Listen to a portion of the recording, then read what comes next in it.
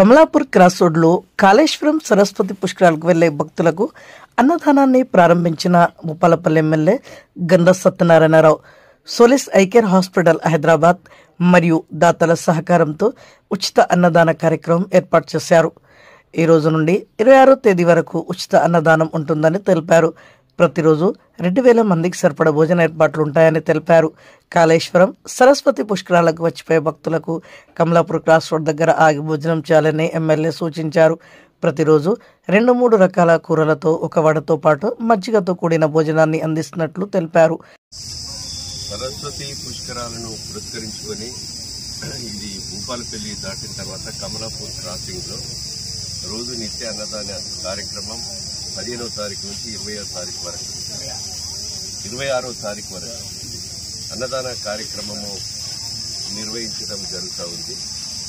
దీనికి సహకరించేటువంటి మున్సిపల్ కానీ జిఎం సిబ్బంది కానీ అదేవిధంగా ఇంకా డోనర్స్ ఎవరైతే ఉన్నారో వాళ్ళందరికీ కూడా మనస్ఫూర్తిగా హృదయపూర్వకంగా ధన్యవాదాలు కృతజ్ఞతలు తెలియజేస్తున్నాం. ఈరోజు మంచి భోజనం 2-3 కూరగాయలతో సాంబార్తో పెరుగుతో చట్నీతో మంచి వడ యొక్క స్వీట్తోని వడ మరి మంచి భోజనం. మనం ఇంట్లో కూడా 4-5 రకాల భోజనాలు వండుకో.